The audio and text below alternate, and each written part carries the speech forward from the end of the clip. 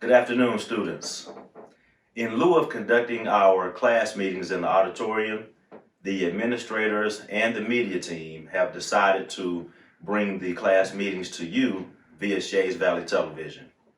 Now, with that being said, please pay close attention to our assistant principals as they revisit some of our policies and procedures that were covered at the beginning of the school year. Thank you. Hello, Mountie family. My name is Miss Sharp. I am the 11th grade and 9th grade last names N through Z assistant principal. I am going to discuss our dress code with you on today. Please keep in mind that no holes are allowed above the knee without coverage. You must wear tights or shorts up under your jeans if you have holes above your knee.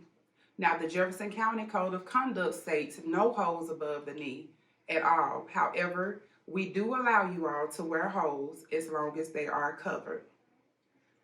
Also, no midriffs are to show. So any crop tops, you need to make sure that you can tuck them inside of your jeans or pants. If not, please make sure that you wear a tank top of some sort up under them. No skin is allowed to show. Also, no hats, hoods, or bandanas are allowed inside of the building. Sunglasses are also not allowed inside of the building, as these things do create a safety issue for us to identify students. Tank tops and spaghetti straps must be covered with a jacket or some sort of covering underneath. Tights can be worn to school. However, you must wear a shirt that comes down mid-thigh, okay? So you have to make sure that your shirt comes down below your bottom to your thigh, okay? If you wear your tights. Shirts also that are mesh or see-through must have a covering also. Skirts and shorts cannot be any more than 4 inches above the knee. Pajamas and house shoes are not permitted during the school day. Okay, so please do not wear your pajamas or your house shoes to school. Also, no blankets. I know it's cold in the hallways right now. However, you need to wear a jacket. Do not wear blankets inside of the building. As always, students, if you ever have any questions or concerns about the dress code, please come see me. I'll be more than happy to sit down and speak with you and to explain everything to you. Have a great day, Mounties. Good afternoon, Mounties. I'm Mr. Jackson. I am the 10th grade and 9th grade letters A through G administrator. I wanted to talk to you guys about a few different items. First off, when entering and exiting the buildings in the mornings, students are to come in to the building through the gym doors, through the tunnel. Anytime that you're dropped off, you need to be dropped off right there at the tunnel so that you can come in at that area. Please do not come in through the main doors of the building in the front. Come in through that tunnel area. All students must wait in the commons or the lunchroom until that 7:45 bell rings in the morning. Anytime before that 7:45, wait in those areas, and then after that 7:45 bell rings, you may report to your classroom, lockers, or wherever else you need to go. Students are considered tardy at 7:55. So students, please make sure that as you come into school, make sure that you're in your desk, in your classroom by 7:55, or you're considered tardy. Now, you're not considered late until approximately 8:15. So even if you arrive at school at 8 o'clock, 8:05, still report to your first block classroom. You do not have to check into the main office until 8:15. With tardies, excessive tardies will result in disciplinary action. And all of our tardies kind of take place in 3 increments of 3. After the first 3 tardies, an administrator will contact a parent. After the next 3 tardies, an administrator will contact a parent and set up a meeting. And then after 9 tardies total, it's a 1-day suspension. So students, let's please get to class on time. Make sure that throughout the rest of the semester, we're getting to class on time and that we're not tardy to class.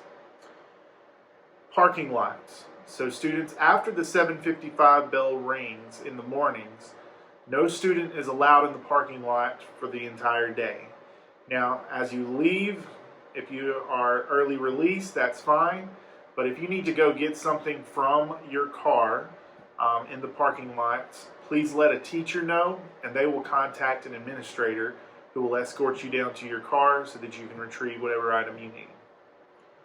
Lastly, masks on bus. If you're a bus rider, whether it's for morning pickup, afternoon drop-off, or any kind of field trips, etc., masks have to be worn on the bus. Now, I know masks are still optional in the school building, but masks are absolutely required when you are on a school bus in the mornings and afternoons or during the school day. This is a federal requirement, not just something that is for our district. It's across the country. So students, please make sure that you're wearing your mask on the bus. If you have any questions about any of this, please come talk to me. I'm happy to help you guys out in any way. Hello, Shays Valley students. I'm Assistant Principal Marvin Carter. I'm over seniors. I also have freshman students, letters H through M. And many of you all know I'm the Assistant Principal over at our Shays Valley Technical Academy campus as well. The first thing I want to discuss with you all is in regards to our seniors. We are so excited.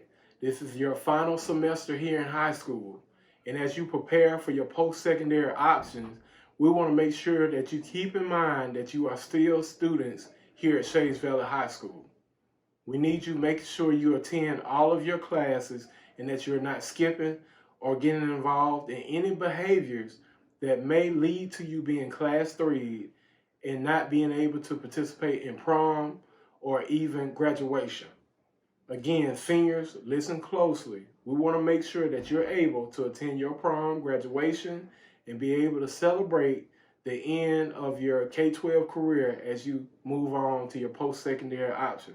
So again, make the right choices and the best decision.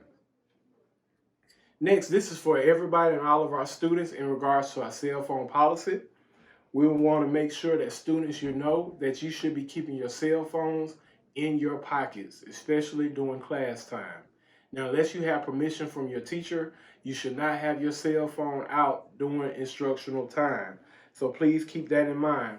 Now, also, if your teacher asks for your cell phone because they caught you doing something that you shouldn't have been doing on it, make sure you comply and hand the cell phone to them. Again, if you get them the cell phone, your teacher will turn it in, and then your parent will come pick it up. So again, make sure that you give it to them, comply, and we won't have any issues. Now, if your teacher asks for your cell phone and you do not give it to them, that becomes a Class 2 offense, and that will lead to an automatic suspension, which will be on your record. So again, avoid the suspension, comply with your teacher's orders, and everything will work out fine. Next thing, in regards to earbuds, students, you should not have your earbuds, your headphones, your AirPods, anything in your ears during class time. Again, they should not be out unless your teacher has given you permission to do so. Now, especially in the hallways, make sure they're put up. Many times you all cannot hear instructions or anything we're trying to tell you, or even when we're just trying to speak to you and ask you how your day is going. So again, make sure you put your headphones, earbuds up, and do not have them out unless you have permission from your teacher. Vending machines. Students, please keep in mind, vending machines should only be utilized during appropriate times throughout the day. We've mentioned to you many times that you should not go to the vending machine and you cannot purchase items around breakfast time and around lunch time. So again, only go to the vending machine during the appropriate times, and you should not be out there during lunch and around breakfast time as well.